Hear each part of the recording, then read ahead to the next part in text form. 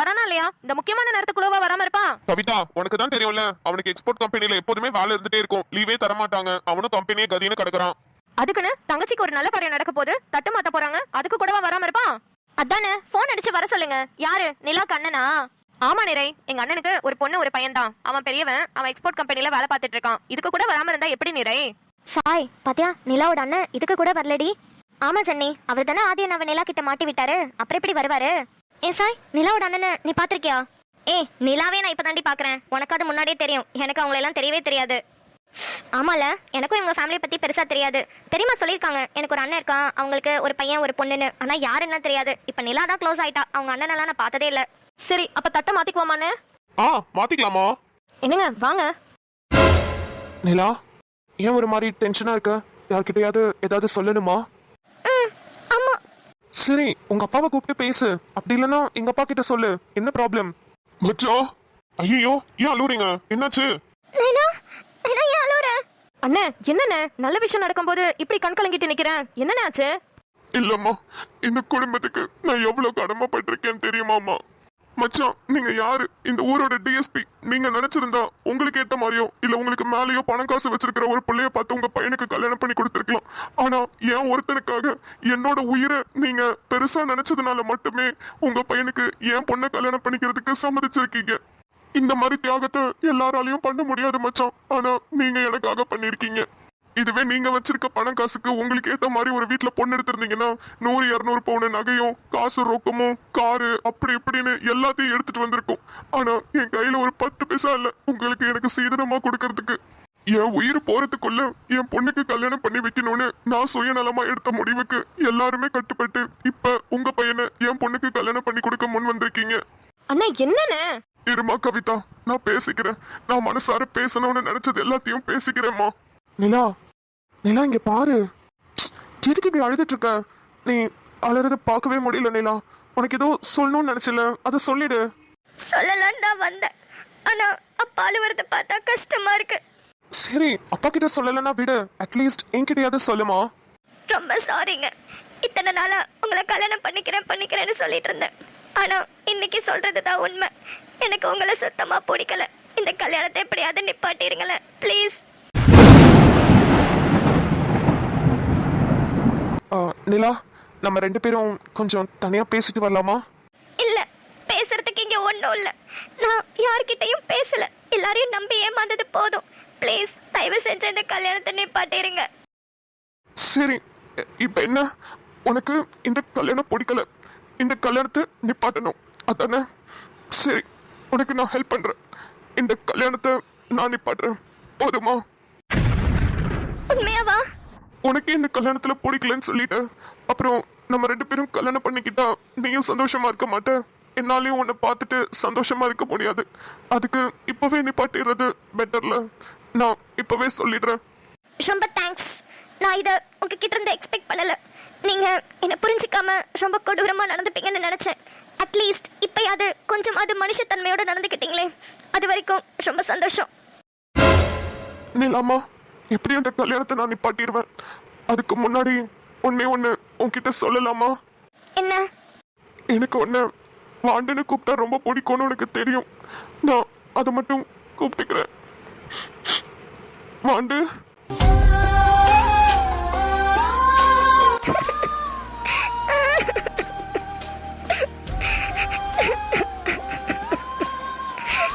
மச்சான், நீங்க ஒரு பக்கம் எனக்கு கிடைக்க கொடுத்து வச்சிருக்கணும்னா என் மாப்பிள்ள ஆதித்யா அவரு கிடைக்கிறதுக்கு நான் கோடி புண்ணியம் பண்ணிருக்கணும் மச்சான். அன்னைக்கு அந்த வட்டிக்காரன் என்கிட்ட ரொம்ப பேசி நிறைய கொச்சையான வார்த்தைகள்லாம் பயன்படுத்தி என்னை ரொம்ப அசிங்கப்படுத்தினான். அதுலதான் எனக்கு ஹார்ட் அட்டாக் வந்துச்சு. அப்பதான் என்ன ஹாஸ்பிட்டல் எல்லாரும் அட்மிட் பண்ணீங்க. நான் ஹார்ட் அட்டாக்ல சரியானது, அப்புறம் வீட்டுக்கு டிஸ்சார்ஜ் ஆனது, தம்பி காசு கட்டினது, இது மட்டும் தான் உங்களுக்கு தெரியும். உங்களுக்கு தெரியாத ஒரு உண்மையை இப்ப நான் சொல்றேன். நிலா கண்ணு, உனக்கு கூட இந்த விஷயம் தெரியாது கண்ணு. மாப்பிள்ள தான் யார்கிட்டயும் சொல்லக்கூடாதுன்னு சொல்லி வச்சிருந்தாப்ல. ஆனா ஏதாவது ஒரு சந்தர்ப்பம் ஒரு சூழ்நிலை நல்லபடியா அமையும், அந்த இடத்துல இந்த விஷயத்த சொல்லணும்னு நினைச்சேன். இந்த சூழ்நிலை இந்த சந்தர்ப்பம் தான் கரெக்டான சூழ்நிலை. அதனாலதான் இப்ப எல்லார்கிட்டயும் சொல்றேன். மாமா, அதெல்லாம் வேணாம், எதுவும் சொல்லாதீங்க. யோ மாப்பிள்ள, இந்த காலத்துல கெட்டது பண்ணிட்டு வெளியே சாதாரணமா ஜம்முன்னு சுத்துறானுங்கய்யா. நீ நல்லது பண்ணிட்டு ஏன் வெளியே சொல்ல வேணாங்கிற? இரியா, பேசாம இரு. ஆதி என்னப்பா மாமா என்னென்னமோ சொல்றாரு ஏதோ நல்லது பண்ண அப்படி இப்படின்னு என்னதுப்பா? மா அதெல்லாம் ஒரு பெரிய விஷயமே இல்லம்மா.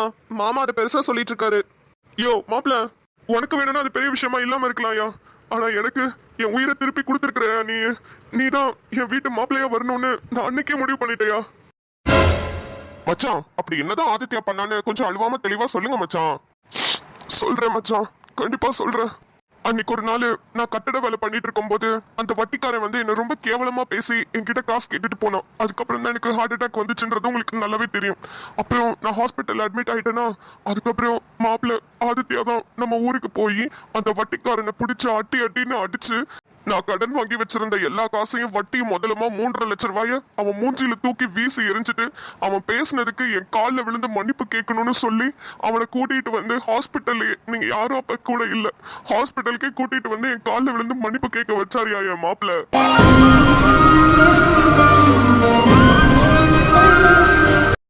அது மட்டுமா, நம்ம ஊர்ல இருக்கிற போலீஸ் கிட்ட போன் பண்ணி நானும் போலீஸ் தான் பேசுறேன், இது மாதிரி இவன் என் மாமாக்கு ரொம்ப டார்ச்சர் கொடுத்திருக்கான்னு சொன்னதுல அவனை 6 மாசமா ஜெயில புடிச்சு வச்சிருக்காங்க தெரியுமா. இது எல்லாத்தையும் விட ஒரு நாள் என்ன நைட்டு வாக்கிங்க்கு கூட்டிட்டு போயிட்டு ஒரு வார்த்தை சொன்னாப்ல, மாமா இனிமே உங்களுக்கு கடனே இல்ல, நீங்க நல்ல கெத்தா திமிரா நிலாக்கு அப்பாவா நீங்க நல்ல சந்தோஷமா இருக்கணும் மாமா, நான் உங்களுக்கு இருக்கேன், நான் உங்க எல்லாரையும் பாத்துக்கிறேன், நிலாவோட 5 வருஷம் காலேஜ் ஃபீஸ நானே கட்டுறேன்னு சொன்னாரு என் மாப்பிள்ள. அதை விட எனக்கு நம்பிக்கையான சில வார்த்தைகள் சொன்னாரு. மாமா உங்க பொண்ணு நிலாவை நான் நல்லா பத்திரமா பாத்துக்குவேன் மாமா, அதே மாதிரி உங்க பையனுக்கு ஒரு நல்ல கம்பெனி வச்சு கொடுத்து ஒரு நல்ல வாழ்க்கையை அமைச்சு தரேன் மாமா, நீங்க மட்டும் எதுக்குமே டென்ஷன் ஆகாம எதை பத்தியும் யோசிக்காம ஜாலியா இருங்க மாமா, நம்ம எல்லாரும் ஒன்னா இருக்கலாம் அப்படின்னு அவ்வளவு நம்பிக்கையான வார்த்தை கொடுத்தாரு. என் பையன் இப்ப அடிக்கடி சொல்லிட்டு இருக்கான், ஆதித்யா ஸ்டேட்டஸ் பார்த்து தான் பேசுவான், அவனுக்கு காசு பணம் தான் முக்கியம், காசு பணம் இருக்கிறவங்கள்ட்ட தான் நல்லா பேசுவான்னு. ஆனா ஆதித்யா மாப்பிள்ள அப்படி கிடையவே கிடையாது, நான் நல்லா அடிச்சு சொல்றேன், அவரு ஸ்டேட்டஸ் பார்த்து பேசுற ஆளே கிடையாது. வாவ், செம்ம செம்ம செம்ம அடி தூளு. நிலா இப்ப எங்கடி உன் மூஞ்ச கொண்டு போய் வச்சுப்ப? பாத்தியா உங்க அப்பாவே எப்படி ஆதி அண்ணாவை பத்தி புரிஞ்சு வச்சிருக்காருன்னு. ஆதித்யா மாப்பிள்ள மாதிரி ஒரு பொக்கிஷத்தை பெத்து வச்சிருக்கா என் தங்கச்சி கவிதாமா. இப்படி ஒரு பையனை பெத்து எனக்கு வாழ்க்கை பிச்சை போட்டிருக்கம்மா, ரொம்ப ரொம்ப நன்றிமா. அடடடா என்ன மச்சான் நீங்க இவ்வளவு பெரிய வார்த்தையெல்லாம் சொல்லிட்டு இருக்கீங்க. இல்ல மச்சான், உங்களுக்கு என்னோட வழி புரியாது. என் பொண்ணு தாய் இல்லாம வளர்ந்த பொண்ணு, போற இடத்துல என்ன கஷ்டப்படுமோ, நல்லா பாத்துப்பாங்களோ மாட்டாங்களோ, ஏதாவது ஒரு சொல்லிட்டா கூட என் மனசு தாங்காது, என் புள்ள கஷ்டப்படுமோ என்னமோன்னு நினைச்சு எனக்கு உடம்பு சரியில்லாம போயிருச்சு. ஆனா இப்ப சொல்றேன், என் தங்கச்சியா இருக்கட்டும், என் தங்கச்சி வீட்டுக்கார், என் மச்சானா இருக்கட்டும், இது எல்லாத்தையும் விட என் மாப்பிள்ள அவரு பாத்துப்பாரு. அந்த நம்பிக்கையில இந்த தட்டை உங்ககிட்ட நான் எடுத்து தரேன். என் பொண்ணு மிளிர் நிலாவ உங்க பையன் ஆதித்யா அருணாச்சலத்துக்கு கல்யாணம் பண்ணி கொடுக்க எனக்கு பரிபூர்ண சம்மதம். அம்மா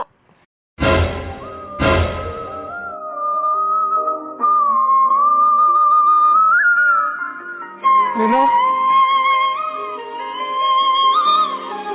நிலா இப்ப நீ சொல்லலைன்னா தட்டை மாத்திடுவாங்க, அப்புறம் நீ என்ன நினைச்சாலும் நிப்பாட்ட முடியாது. நான் இப்பவே சொல்லிடுறேன் நிலா. நீங்க எதுவும் சொல்ல வேண்டாம், நடக்கிறது நடக்கட்டும். ரொம்ப சந்தோஷம் மச்சான், என் பையன் ஆதித்யா அருணாச்சலத்துக்கு உங்க பொண்ணு மிளிர் நிலாவை கல்யாணம் பண்ணி கொடுக்கறதுல எனக்கு ரொம்ப ரொம்ப சந்தோஷம். உங்க பொண்ணு மிளிர் நிலா தான் எங்க வீட்டோட மருமகள். இந்தாங்க தட்டை வாங்கிக்கோங்க. அண்ணா நான் ஆசைப்பட்ட மாதிரி என் மருமகளை என் வீட்டுக்கே நான் கூட்டிட்டு வந்துட்டேன். எனக்கு ரொம்ப ரொம்ப சந்தோஷமா இருக்குண்ணே. ஆதித்யாவும் நிலாவும் சேர்ந்து ரொம்ப வருஷம் சந்தோஷமா குழந்தைங்களோட நல்லா வாழணும். ஆமா கவிதாமா, இதை விட நம்மளுக்கு வேற என்ன சந்தோஷம் இருக்க முடியும் சொல்லு. மொத தடவை உன்னை என் மச்சான் கையில பிடிச்சு கொடுக்கும் போது நான் எவ்வளவு சந்தோஷமா இருந்தனோ, அதே மாதிரி இப்ப உன் பையன் ஆதித்யா கையில என் பொண்ணு மிளிர் நிலாவை பிடிச்சு கொடுக்கும் போது அதே சந்தோஷம் எனக்கு இப்ப தெரியுது. ஆமாண்ணே. ஏ ஜாலி ஜாலி ஜாலி, ஆதி அண்ணாக்கு கல்யாணம். கவிதாக்கா ரொம்ப ரொம்ப சந்தோஷமா இருக்கு. நாங்கெல்லாம் பார்த்து வளர்ந்த பையன் ஆதி இன்னைக்கு அவனுக்கு கல்யாணம்ன்றப்ப நம்பவே முடியல. ஆமா நிறை, பிள்ளைங்க எவ்வளவு வளர்ந்துட்டாங்க பத்தியா. சரி, தட்டை மாத்தின சந்தோஷத்தோட நம்ம அப்படியே சாப்பாடையும் சாப்பிட்டுறலாம். எல்லாரும் வாங்க சாப்பிடலாம். ஆமா பெரியப்பா, நான் கூட நீங்க ஒரே நிமிஷத்துல இந்தாங்க தட்டுன்னு கொடுத்துருவீங்கன்னு நினைச்சேன். ஆனா பக்கமா 10 நிமிஷத்துக்கு டயலாக் பேசுவீங்கன்னு எனக்கு தெரியாம போச்சு. அப்படியே வயிற்றுக்குள்ள எலி பூனை கரப்பாம்பூச்சின்னு எல்லாமே ஓடுது. வாங்க ப்ளீஸ் போய் சாப்பிடலாம். ஐயோ என் சின்ன குட்டிக்கு பசி வந்துருச்சா. சரி சரி வாங்க போலாம். ஈஸ்வரி எல்லாத்தையும் டேபிள்ல எடுத்து வைமா.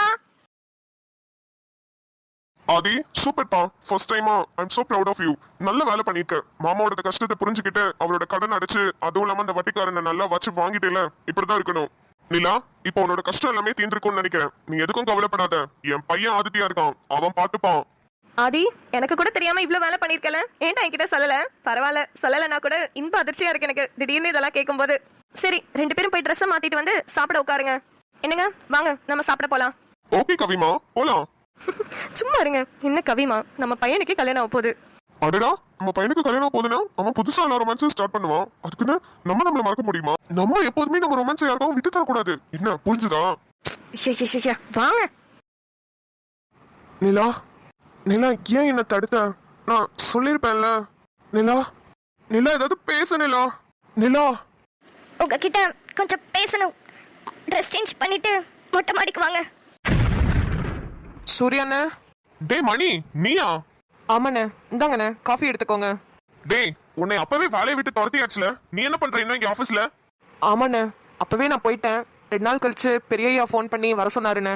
சூர்யா சார், நான் தான் வர சொன்னேன். இருங்க வரேன். ஏடா, கம்பெனில எவ்வளவு பெரிய தப்பு பண்ணிருக்க. எப்படி பெரிய உன்னை வர சொன்னாரு? எனக்கும் தெரியலண்ணே. ஐயா வணக்கம் ஐயா. என்ன மணி, நல்ல வேலை பாக்குறியா? ஆ, நல்லா பாக்குறேங்க ஐயா. சார், என்ன சார் இவனை போய் மறுபடியும் வேலைக்கு வச்சிருக்கீங்க? சூர்யா, அவன் நம்ம கம்பெனில இருந்து காசு மெட்டீரியல் எல்லாம் திருடினது தப்புதான். அதுக்காக அவன் அன்னைக்கே மன்னிப்பு கேட்டுட்டான். சூர்யா, அவனோட சூழ்நிலை, அவன் தப்பு பண்ணிட்டான். இதுக்கப்புறம் நீ உழைச்சு சம்பாதிக்கணும்னு வார்னிங் கொடுத்து மறுபடியும் சேர்த்துக்கிட்டேன். இதுல என்ன தப்பு இருக்கு? சார், என்ன இவ்வளவு அசால்ட்டா சொல்றீங்க? இவன் ஆல்ரெடி திருடினவன். கம்பெனியை விட்டு அடிச்சு வெளியே அனுப்பியிருக்கோம். மறுபடியும் அவன் திருட மாட்டானே என்ன நிச்சயம் இருக்கு? சூர்யா, உன்னோட கோவம் எனக்கு புரியுதுப்பா. ஏன்னா உன்னோட வயசு அப்படி. ஆனா நான் நிறைய பேரை என்னோட எக்ஸ்பீரியன்ஸ்ல பாத்திருக்கேன். ஒருத்தன் மன்னிப்பு கேட்கறத வச்சே அவன் மனசார மன்னிப்பு கேட்கறானா இல்ல மன்னிப்பு கேட்கற மாதிரி நடிக்கிறானான்னு கண்டுபிடிச்சிருவேன். தோ இங்க நிக்கிறானே மணி, இவன் வீட்டோட சூழ்நிலை என்னன்னு உனக்கு தெரியுமா? அவன் எதுக்காக நம்மளோட பணத்தை மெட்டீரியல்ஸ் எல்லாம் திருடான்னு உனக்கு தெரியுமா? இவன் நம்மளோட கம்பெனில திருடான்னு தெரிஞ்ச உடனே இவன் வீட்டை பத்தி விசாரிச்சேன். மணியோட அப்பா பயங்கரமா குடிப்பாரு போல. மணிக்கு ஒரு தம்பி வேற இருக்கான். அவன் பிறக்கும் போதே அவங்க அம்மா இறந்துட்டாங்க. மணி, அவன் தம்பி, அவங்க அப்பா 3 பேர் தான் இந்த வீட்டுல இருக்காங்க. மணியோட தம்பிக்கு வயசு இன்னும் ஒரு 2, 3 இப்படிதான் இருக்கும். அவனுக்கு பால் வாங்குறதுக்கு கூட மணிக்கிட்ட காசு இல்லப்பா. அதனாலதான் நம்ம கம்பெனிக்கு வேலைக்கு சேர்ந்திருக்கான். அவங்க அப்பா சம்பாதிக்கிறது, குடிக்கிறது, அழிக்கிறது இப்படியே தான் இருக்காரு. நம்ம கம்பெனில இவனுக்கு கொடுக்குற சம்பள காசு வீட்டு செலவுக்கு தான் கரெக்டா இருக்கும் போல. இவன் அன்னைக்கு திருடினத சிசிடிவி கேமரால பார்த்து நம்ம இவனை அடிச்சு வெளியே வரட்டணும்ல. அன்னைக்கு அவன் தம்பிக்கு பயங்கரமான காய்ச்சல். மணி அவங்க அப்பாவை தேடி காசு கேட்கறதுக்காக போயிருக்கான். அவரு நல்லா குடிச்சிட்டு ரோட்லயே படுத்து வாந்தி எடுத்துட்டு இருந்திருக்காரு. அதை பார்த்து மனசுடைஞ்ச மணி வேற வழி இல்லாம நம்ம கம்பெனில மெட்டீரியல்ஸும் காசும் திருடி இருக்கான். மணி, அவங்க ஏரியால போய் விசாரிச்சப்பதான் எல்லாரும் அந்த உண்மையை சொன்னாங்க. அதுக்கப்புறம் 2 நாள் கழிச்சு மணியை நானே வேலைக்கு வர சொன்னேன். ஆனா இந்த முறை அவன் எல்லாருக்கும் காஃபி கொடுக்குற வேலை மட்டும் செய்யல, ஸ்கூல்ல சேர்ந்து படிக்கவும் சொல்லியிருக்கேன். உனக்கு தான் தெரியும்ல, எனக்கு சொந்தமா ஒரு ஆசிரமம் இருக்குன்னு. அங்கதான் இவனும் இவன் தம்பியும் சேர்ந்திருக்காங்க. அடுத்த வருஷம் இவன் தம்பியும் ஸ்கூல்ல சேர்ந்துருவான். அதுக்கப்புறம் 2 பேருக்கும் படிக்கிற வேலை மட்டும்தான். Sir, super sir. உண்மையாவே உங்களை மாதிரி முதலாளி கிடைக்கலாம் நாங்க ரொம்ப ரொம்ப கொடுத்து வச்சிருக்கணும். அதான் சூர்யா, இதுல இருந்து நீ என்ன கத்துக்கிட்டேன்னு எனக்கு தெரியல. நீ ஒருவேளை ஒரு பெரிய கம்பெனியை நிர்வாகப்படுத்தினாலும் சரி, இல்ல குடும்ப விஷயங்களாலும் சரி, பொறுமையா ஹேண்டில் பண்ணணும். மனுஷங்க தப்பு பண்றது இயல்புதான் சூர்யா. ஆனா அந்த தப்பை திருத்திக்கிட்டு மனசார அவங்க மன்னிப்பு கேட்கும் போது அதை ஏத்துக்கிறாங்க பத்தியா, அவங்கதான் கடவுளுக்கு சமம். எல்லா மனுஷனுக்கும் ஒரே மாதிரி சூழ்நிலை இருக்காது. ஒருத்தன் கஷ்டப்படுவான், ஒருத்தன் ரொம்ப சந்தோஷமா இருப்பான், ஒருத்தன் வாழ்க்கையை வெறுத்திருப்பான். இப்படின்னு பலவிதமான மக்கள் இருக்காங்க. அதனால அவனோட சூழ்நிலை தான் அவனை தப்பு பண்ண வைக்குது. ஒண்ணு, நம்மளால முடிஞ்சா அவனோட சூழ்நிலையை மாத்தி அமைச்சு தர முயற்சிக்கணும். தோ இப்ப நான் மணிக்கு பண்ண இல்லையா, அது மாதிரி. அப்படி இல்லைன்னா அவனோட மன்னிப்பையாவது மனசார நம்ம ஏத்துக்கணும். இதுதான் ஒரு மனுஷனா இருந்து இன்னொரு மனுஷனுக்கு நம்ம கொடுக்கிற மரியாதை. இப்ப நான் மணியோட சூழ்நிலையை மாத்தி அமைச்சு கொடுத்ததுனால அவனுக்கு இனிமே 1% கூட மனசுல தப்பு பண்ணணும்னு தோணவே தோணாது. நீங்க என்ன சின்ன பையன் சூர்யா, இன்னும் நிறைய கத்துக்கோங்க. சரியா, நான் வரேன். மணி ஐயா. வாப்பா, நான் இப்ப வீட்டுக்கு தான் போறேன். உன்னை அப்படியே ஆசிரமத்துல இறக்கி விட்டுட்டு போறேன். நீ போய் உட்காந்து ஹோம்ஒர்க் பண்ணு. சரியா? ஆ சரிங்க ஐயா. அண்ணே காஃபி எடுத்துக்கோங்கண்ணே. மணி. அண்ணே. சாரி மணி. பரவாயில்லண்ணே, என்கிட்ட எப்போதும் சிரிச்சு பேசுனேன், எனக்கு அது போதும். நான் வரேண்ணே. மனுஷங்க தப்பு பண்றது இயல்புதான் சூர்யா. அவங்க அந்த தப்பை திருத்திக்கிட்டு மனசார நம்ம கிட்ட வந்து மன்னிப்பு கேட்கும் போது அந்த மன்னிப்பு நம்ம வேல்யூ கொடுத்து ஏத்துக்கணும். இதுதான் ஒரு மனுஷனா இருந்து நம்ம இன்னொரு மனுஷனுக்கு கொடுக்கக்கூடிய மரியாதை.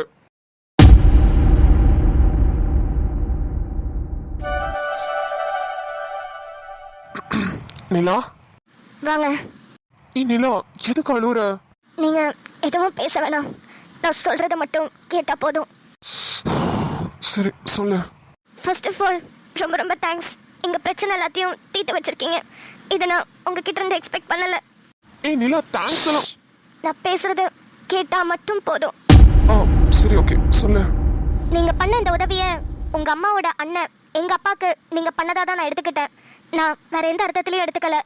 ம் அந்த வட்டிக்காரன்ட்ட காசை மட்டும் செட்டில் பண்ணாம அவனை அடிச்சு ஸ்டேஷன்ல அடைச்சிருக்கீங்கல்ல, அதுக்கே உங்களுக்கு மிகப்பெரிய நன்றி. ம் இன்னொரு 5 வருஷத்துல நான் படிச்சு டாக்டர் ஆயிடுவேன். அதுக்கப்புறம் சம்பாரிச்சு உங்களோட பணத்தை வட்டியும் முதலுமா நான் செட்டில் பண்ணிடுறேன். ஷோ லூசு. ம் எனக்கு காலேஜ் ஃபீஸ் நீங்க கட்டுறதா எங்க அப்பா கிட்ட சொல்லியிருந்தீங்கன்னு அப்பா சொன்னாரு. அதுக்கும் சேர்த்தே நான் 5 வருஷம் கழிச்சு டாக்டர் ஆனதுக்கப்புறம் கொடுத்துடுறேன். இது எல்லாத்தையும் விட ரொம்ப முக்கியமான விஷயம் உங்ககிட்ட சொல்லணும். அதுக்கு தான் மெயினாக மேலே வர சொன்னேன். நான் உங்களை வேணான்னு சொன்னப்போ நீங்கள் என்கிட்ட எதுக்கு வேணான்னு சொல்கிற, என்னாச்சுன்னு எந்த ஒரு கேள்வியும் கேட்கல. அப்போவே நான் தெரிஞ்சுக்கிட்டேன் உங்களுக்கு எல்லா விஷயமும் தெரிஞ்சிருக்குன்னு. ஆமாம், எங்கள் அண்ணன் உங்களை தனியாக மீட் பண்ணி பேசினதை எனக்கு வீடியோ காலில் லைவாக காமிச்சிட்டு தான் இருந்தார். அப்போ தான் நான் தெரிஞ்சுக்கிட்டேன் உங்கள் வாயாலேயே நீங்கள் சொன்ன உண்மையை முழுசா ஆதித்ய அருணாச்சலம்னா யாருன்னு தெரிஞ்சுக்கிட்டேன். ரொம்ப ரொம்ப சீப்பான கேரக்டருடைய ஒரு ஆளுன்னு புரிஞ்சுக்கிட்டேன். ஒரு பொண்ணை எவ்வளோ தூரம் கஷ்டப்படுத்த முடியுமோ கஷ்டப்படுத்தியிருக்கீங்க. அந்த பொண்ணை அடையறதுக்காக என்னென்னமோ பண்ணியிருக்கீங்க. கடைசியில் கொலை பண்ண கூட தயங்கலை. உங்களை மாதிரி ஒரு பொறுக்கி கூட எந்த ஒரு பொண்ணும் வாழணும்னு ஆசையப்பட மாட்டா. இப்போ உங்களுக்கு ஒரு டவுட் வரலாம், அப்புறம் ஏண்டி நான் உண்மையை உங்கள் அப்பா கிட்ட சொல்ல வரும்போது நீ கையை பிடிச்சி தடுத்தேன்னு. எல்லாரும் முன்னாடி உங்க நின்னப்ப உங்ககிட்ட எனக்கு கல்யாணம் வேண்டாம், இதை எப்படியாவது நிறுத்துங்கன்னு நான் சொன்னது உண்மைதான். ஆனால் எங்கள் அப்பா பேச பேச எங்கள் அப்பாவோட ஆசையை நான் புரிஞ்சுக்கிட்டேன். ஆல்ரெடி கார்த்திக் டாக்டர் வர சொல்லியிருக்காரு. எங்கள் அப்பாவுக்கு நிறைய மைனர் அட்டாக்ஸ் வந்திருக்கு. அது கூட இந்த ஹார்ட் அட்டாக் ரொம்ப பெருசுன்னு, இதுக்கப்புறம் எந்த ஒரு ஷாக்கிங்கான விஷயமும் சொல்லக்கூடாதுன்னு. அதுவும் இல்லாமல் அவர் என்ன ஆசைப்படுறாரோ அதை நிறைவேற்றுறது ரொம்ப நல்லதுன்னு சொல்லியிருக்காரு. அதனால தான், அந்த ஒரே காரணத்தினால தான் இந்த கல்யாணத்தை நிறுத்தாமல் நான் இந்த கல்யாணம் நடக்கட்டும்னு நினச்சேன். மற்றபடி உங்களை பிடிச்சி போயோ இல்லை உங்கள் கூட சேர்ந்து வாழணும்னு நினச்சோ நான் இந்த கல்யாணத்துக்கு ஒத்துக்கலை.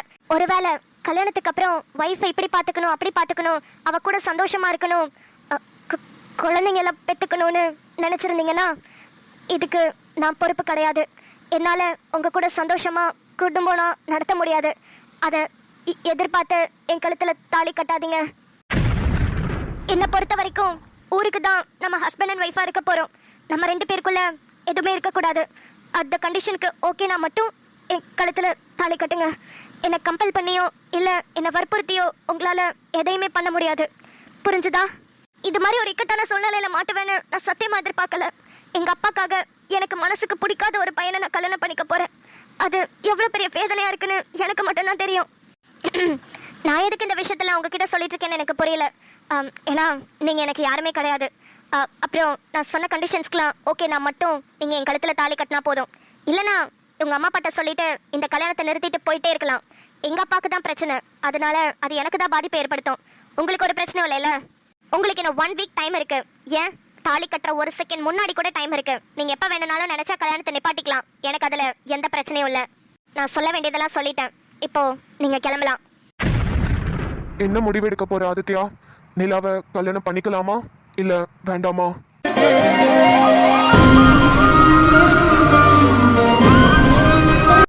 ஹலோ மக்களே, எல்லாரும் ரொம்ப நல்லா இருக்கீங்க நம்புறேன். எல்லார்கிட்டயும் பேசி ரொம்ப நாள் ஆச்சு. ஸோ எஸ், எதுக்காக இப்போ நான் உங்ககிட்ட பேச வந்திருக்கேன்னு பார்த்தீங்கன்னா, ஒரு பெரிய பெரிய பெரிய சர்ப்ரைஸை ரிவீல் பண்ண போறேங்க. நிறைய பேர் கண்டுபிடிச்சிருப்பீங்க, நிறைய பேர் கெஸ் பண்ணிட்டு இருந்திருப்பீங்க. ஸோ அது என்ன சர்ப்ரைஸ்னு பார்க்கலாம் வாங்க. ஓகே, ஃபர்ஸ்ட் ஒரு க்ளூல இருந்து ஸ்டார்ட் பண்றேன். ஸோ எல்லா சீரீஸ்லயுமே, அதாவது காதலாசை யாரை விட்டதோ, நையாண்டி குடும்பத்தார் அண்ட் என்னை மாற்றும் காதலியே, சாரி என்னை மாற்றிய காதலியே. ஸோ இந்த 3 சீரீஸ்லயுமே காமனா இருக்கிற ஒரு விஷயம் என்ன? கல்யாணம் தானே? ஆமாங்க, நீங்க எல்லாருமே கெஸ் பண்ணிருப்பீங்க. Yes, it's gonna be a grand மகா சங்கமம். ஸோ நெக்ஸ்ட் வீக் மண்டேல இருந்து ஃபுல்லாவே உங்களுக்கு மகா சங்கமம் மட்டும்தாங்க. ஸோ செம்மையா என்ஜாய் பண்ணுவீங்க. அண்ட் உங்க எல்லாரையும் விட நான் ரொம்ப எக்ஸைட்டடா இருக்கேன். எப்படி இந்த வீடியோஸை உங்ககிட்ட நான் ப்ரொடியூஸ் பண்ண போறேன், அதை பார்த்து நீங்க எல்லாரும் என்ன ரியாக்ட் பண்ண போறீங்க அப்படின்றதெல்லாம் பார்க்க நான் ரொம்ப ரொம்ப எக்ஸைட்டடா இருக்கேங்க. வழக்கமா சொல்றது தாங்க, எப்போதும் போல உங்களோட லவ் அண்ட் சப்போர்ட்டை எங்களுக்கு ஷவர் பண்ணிட்டே இருங்க. உங்களோட ஒரு வேர்ட்ஸ் தான் எங்களுக்கு ரொம்ப ரொம்ப மோட்டிவேஷனா இருக்கும். அண்ட் நிறைய பேர் கமெண்ட் பண்ணாம பார்த்துட்டு இருக்கீங்க. கொஞ்சம் முயற்சி பண்ணி கமெண்ட் பண்ண ட்ரை பண்ணுங்க. நானும் எல்லாத்துக்கும் ரிப்ளை பண்ணவும் ட்ரை பண்றேன். இந்த மகா சங்கமம்னால கொஞ்சம் பிஸியா இருக்கிறதுனால என்னால சரியா ரிப்ளை பண்ண முடியல. அண்ட் கண்டிப்பா நான் சொல்றேங்க, நெக்ஸ்ட்ல இருந்து நான் கண்டிப்பா எல்லாத்துக்கும் ரிப்ளை பண்ண ட்ரை பண்றேன். ஓகே. அண்ட் இன்னொரு முக்கியமான விஷயம் என்னன்னா, மகா சங்கமம் உங்களுக்கு நல்லாவே தெரியும், நிறைய வேலைகள் இருக்கும். ஸோ எல்லா வீடியோஸையுமே முன்னாடியே நான் ரெடி பண்றக்கூடிய காரணத்தினால் என்னால் விஷஸ் மட்டும் பண்ண முடியாதுங்க. ஐ எம் சோ சாரி. நீங்க கமெண்ட் பண்ணுங்க, நான் கமெண்ட்க்கு கீழே உங்களுக்கு ரிப்ளை கொடுக்குறேன். வீடியோஸ்ல என்னால் சொல்லவே முடியாது, ஏன்னா அது பாசிபிலிட்டி இல்லை. நான் முன்னாடியே ரெடி பண்ணிடுவேன். காப்பிரைட்ஸ் ப்ராப்ளம் வரும், ஆப் ஒர்க் ஆகாது, அப்படி இப்படி நிறைய ப்ராப்ளம் இருக்கனால மகா சங்கமம் பண்றது கொஞ்சம் கஷ்டம் தான். ஸோ நான் முன்னாடியே ரெடி பண்ணி வைக்கலாம்னு நினைக்கிறேன். அண்ட் விஷஸ் மட்டும் என்னால் பண்ண முடியல. I am so sorry. நான் இந்த வீடியோவில் சொல்லிடுறேன். ஓகே.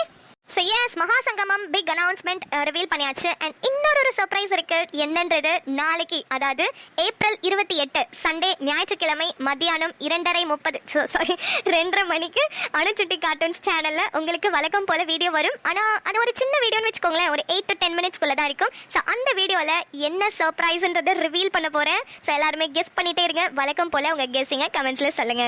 அப்புறம் இன்னொரு விஷயம் இருக்கு என்னன்னா அந்த மகா சங்கமம் முடிக்கும் போது இன்னொரு பிக் அனௌன்ஸ்மெண்ட் நான் பண்ண போறேன். அதுவும் உங்களுக்கு எல்லாத்துக்குமே ரொம்ப பிடிக்கும்னு நான் நம்புறேன். அதெல்லாம் அந்த மகா சங்கமம் முடிஞ்சதுக்கு அப்புறம் நான் சொல்றேன். ஆல்ரெடி பிளான் எல்லாமே சூப்பரா பக்காவா பிளான் பண்ணியாச்சு, எல்லாமே ரெடியா இருக்கு. ஸோ மகா சங்கமம் முடிஞ்சதுக்கு அப்புறம் நான் அந்த பிளான் உங்ககிட்ட சொல்றேன். ஓகே, ஸோ எல்லாருமே நாளைக்கு சண்டே 28ஆம் தேதி 2:30 மணிக்கு நம்ம சேனல்ல வரக்கூடிய வீடியோக்கு வெயிட் பண்ணிட்டு இருங்க. என்ன சர்ப்ரைஸ்ன்றதை நாளைக்கு ரிவீல் பண்றேன்.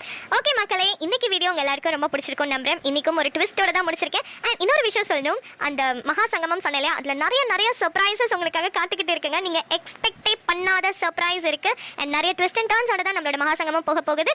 ஓகே, நம்ம நாளைக்கு மீட் பண்ணலாம். பாய் மக்களே.